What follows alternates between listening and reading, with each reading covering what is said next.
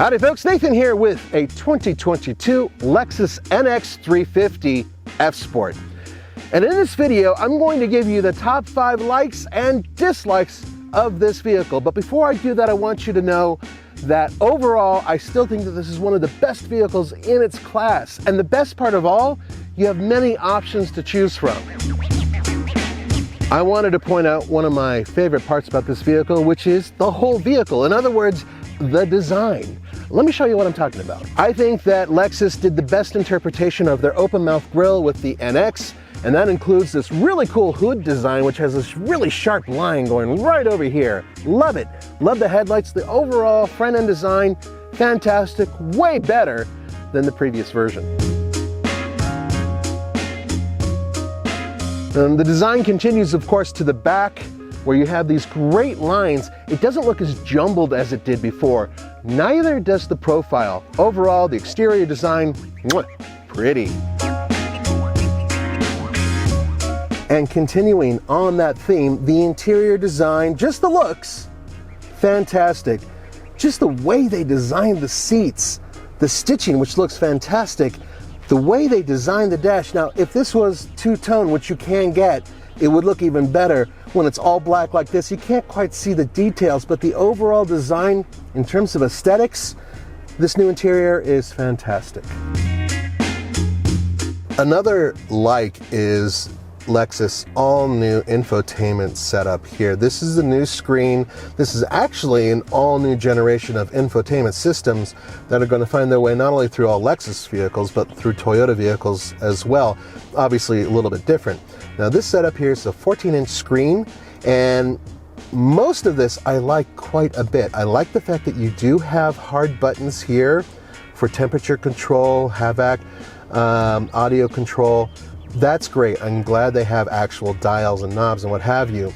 And then, of course, you have screen control as well, which works quite well. And then these selections. And you go from navigation to music, phone, vehicle, settings.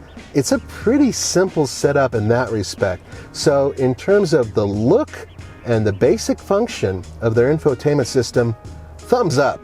And of course you have wireless charging. And the cool thing about this setup is that you throw your phone here, but then you can move it out of the way and access, yep, that's right, more hotspots. Well, not hotspots, but electricity. So it's a neat little setup here. Very smart packaging, and that kind of goes throughout the cabin. Another cool interior quirk is this. Check it out. So you open up, yeah, lots of room, but you can open it from this side too. Ba-bam! All right, what about backseat room? Well, real quickly, wanted to point out something. The space here is actually a little bit better than people think because it is a relatively small car. I am sitting behind myself, I'm over 6'1", and I have good legroom and my feet do fit under the seat. Headroom is not great, it's okay, but I can feel my head kind of dragging right about here, and I don't think it'll make that much of a difference if it didn't have a sunroof. But overall, the seats are relatively comfortable, the legroom is pretty good, I slouch, so I'm not worried about hitting the roof. And the good stuff is air conditioning back here, vents, yay, that's good stuff. One of the things I really like about this vehicle is the fact that there are so many choices in terms of powertrain. Let me tell you what this is. 2.4 liter turbocharged 4-cylinder engine that puts out 275 horsepower and 317 pound-feet of torque. That is way up there. It's not best in class, but it's not worse in class either. Actually, it's dead center. And it is zippy. Now, as this setup goes, this is hooked up to an 8-speed automatic transmission feeding all 4 wheels. It has an all-wheel drive system that's very similar to other all-wheel drive mechanical systems that Toyota and Lexus use. Even in vehicles like the Toyota Camry all-wheel drive, very similar system. So in other words, that system will send up to 70% of the torque to the rear wheels if needed. You could do 50-50. Basically, that's just how it works. It's simple. But here's the thing. Let's say you wanted to pay less money and get a less powerful powertrain that's relatively efficient. You can get the 2.5 liter 4-cylinder, which basically comes right out of the Toyota RAV4. and you can get that front-wheel drive or all-wheel drive. From there, everything else is all-wheel drive. Now, if you don't want this powertrain, you can get the 350h. That's the hybrid. A regular hybrid gives you all-wheel drive, obviously better mileage, pretty damn good power. But if you want to go all the way, you can get the 450h Plus. Basically, think of it as a snazzier version of the Toyota RAV4 Prime. In other words, it's a plug-in hybrid which gives you maximum horsepower and maximum range, over 30 miles of electric only. And that's a plug-in, and it is super expensive, but for those people who want that, it's available. All right, let's talk about utility and usability. Yeah, they're kind of the same thing, I know. So, behind the second row seat, you have 22 cubic feet of cargo space. That's actually a little bit more than the previous model.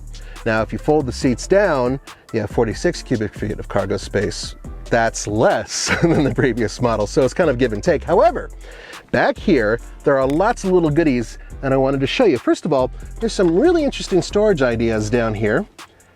So you do get even more utility and more storage, which is great. Also, if you look very carefully right here, got a neat little place to hang your grocery bags. Those are cool. There's another one on the opposite side. Also on this side, which is the driver's side, by the way, got a little outlet back there. Yay! Able to plug things in. And you have cargo tie downs here as well. I do wish they had more of them, but that's not so bad. Also on this side, you do have this cargo net and, of course, the first aid kit, which Nathan always needs. Driving and the overall handling and feel. Everything about the NX is better than the vehicle it replaces, and that is a huge plus because I thought the previous NX was perfectly adequate. But I always felt like I was driving a gussied up version of the RAV4. This feels like a completely different vehicle. And part of that, of course, is the new interior, which I talked about, but part of that is the feel. And it feels kind of European, right? It's a little bit stiffer than I thought it would be, and part of that has to do with these oversized wheels. But even driving a vehicle with the smaller wheels, still, it gives you a nice firm ride with very few compromises. Now, right now I can hear the road. These tires are not the best. They're run flats, they make a lot of noise. But if you were to opt for, once again, less meaty tires and less large wheels and all that, you actually will get a slightly better ride and a slightly quieter ride. Another note that I think is very important is that I like the steering feel. It's good. It's not over bolstered. I like a heavier feel personally, but I think it's a nice mix between the two. Once again, a really good compromise. Now, is it better than one of my favorites, the Acura RDX, especially the A-Spec version? No. That one is a lot more sporty to drive, and I think it even has a better overall ride, but this is really close. And another thing about it, and this is you're gonna have to hang on for this. 0 to 60 times, according to many experts, is in the high 6s and low 7s. I will say, once that turbo kicks in, woo, yeah, this thing really moves. Now, by the way, I wouldn't mess with the paddle shifters. Yeah, they work, but over a certain RPM, they don't work. And maybe around corners, it could be kind of fun to play with these things, but otherwise, it's unnecessary. Overall, I think it's once again, the word compromise. It's an excellent compromise. I would just opt for not getting one with the F-Sport package. All right, so this is where I tell you guys some of my issues, and here's one. It's kind of a combined issue, and that is, in order to use certain types of systems with this infotainment setup, you have to have a paid subscription, and then on top of that, there's a bit of a lag with vocal recognition. Let me show you. Hey Lexus. What can I do for you? Take me to Disneyland. Sorry, you have to be subscribed to cloud service to use navigation feature. To learn more about what you can ask me, please say help. Yeah, I'm not going to do that to you guys. Now, bear in mind that it may seem familiar to you guys if you follow what Mercedes-Benz is doing, because they do a very similar type of system. Now, overall, it is a good system, but those little issues, especially the voice recognition and the lag, I don't know. I don't like it very much. I'd rather hit a button and have to say something very quickly and just have it done than have that lag. And that lag is not always the same amount of time, so it's a little inconsistent. I'm going to show you something that's missing.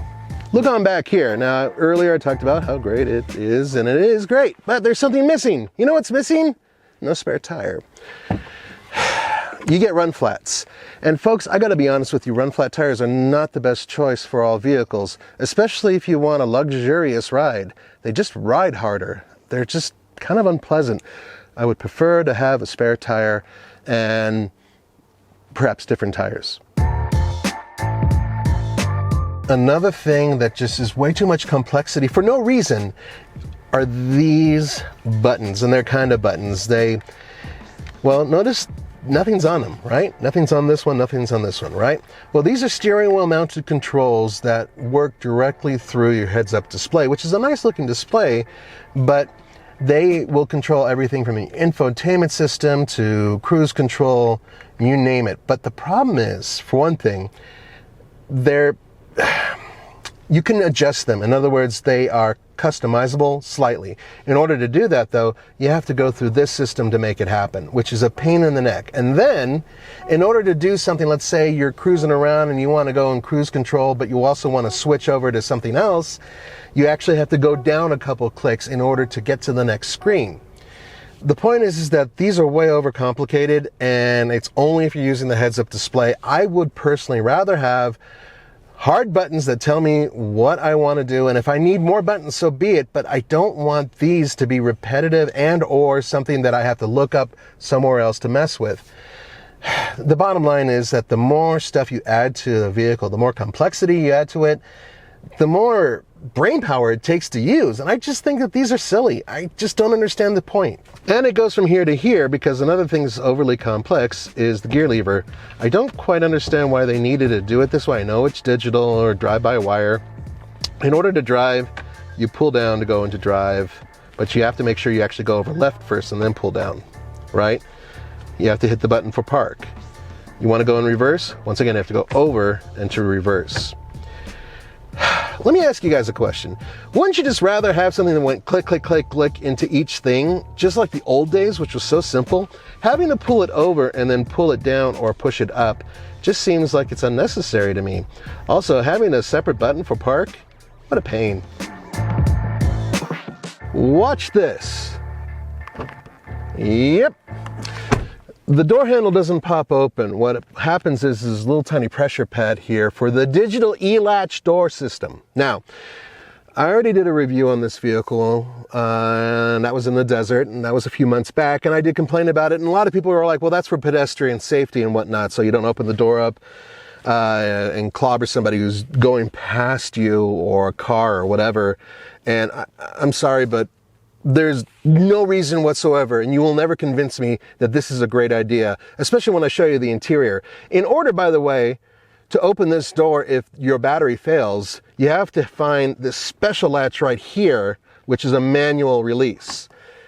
Why make it so complex? It's no reason for it. I guarantee you, a majority of you will not be clobbering people coming up and down the street on a bike or whatever. You will use your mirror when you get in and out of your car, and you'll be safe. This is absolutely necessary, and there's something else. There's a pause. So when you go up to the car and you go to open the door, normally you'd pull this and the latch would pull out and it'd immediately open, right? There's this like millisecond that just goes by, a little tiny amount of time, and it just feels unnatural for opening the door. It's just, you pull and then it opens. But the inside's worse. To get in and out of the vehicle, it shouldn't be this complex. So let me show you getting out. You have to push this, okay? That's how you get out. Now, if you lose power, you can pull this. See this little red thing up top? Yep, and you gotta do it twice. Another issue with this little door handle is the fact that it's not a handle, and for guests or people who haven't tried to use this before, little kids even, it could be a bit of an issue, because if you're not grabbing exactly on the pad, you're going to be pulling on this wondering why it's not opening up, right? So you have to hit the pad in order for it to open. And that pad is about that big. and let's say you don't want to put your hand all the way around it, or you're a little kid and you're pulling and, you know, screaming, "Mommy, why won't this let me in? Don't you love me anymore?" That could be an issue. Another thing I'm not thrilled about is the F-Sport package. I find it unnecessary and frankly money that you shouldn't be spending unless you want a badge and massive blacked out 20-inch wheels, which really do look massive on this car.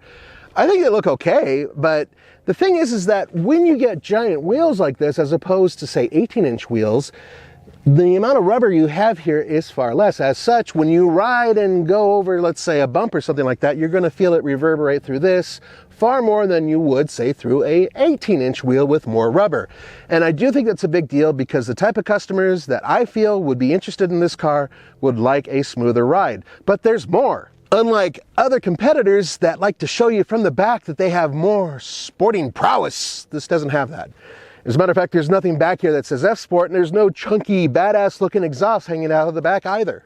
Now, the F-Sport also gives you adaptive variable suspension, and one of the things that happens is when you start dialing in different types of suspension is you can also switch the screen settings as well, which are sporty-ish, but they don't really make a lot of sense to me, to be honest with you. Now, you can also go, of course, from Eco to Sport S to Sport S Plus, and you do have these active dampeners front and rear, and it does make a little bit of a difference when you're driving this thing on the road. However, honestly, without them, I think it would be fine.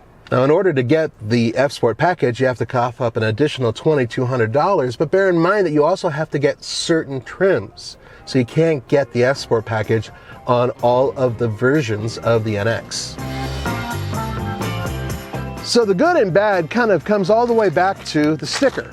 And that's because, depending on your taste, you can get one of these for a relatively low price of around $38,000 for the base model, which is front-wheel drive, all the way up to this model, which is a lot more money. Actually, this is not even top of the line, but this comes in at $55,510, and that's the MSRP. Bear in mind, it is fully loaded with the sunroof, the high-end stereo system, and of course, the F-Sport package. So, you want to go even higher? You can do that with the 450h Plus, and you can get well into the high $50,000 zone, nearly 60 if you really, really cake it on. So, it's kind of give or take. Personally speaking, I think that if you got the 350, this model, but without the F-Sport package and without all the goodies, it would be a hell of a good investment with a really good car with an excellent drivetrain and a very comfortable interior and some interesting tech. Thanks for joining me for the Fast Lane Car. This is Nathan. I'll see you next time.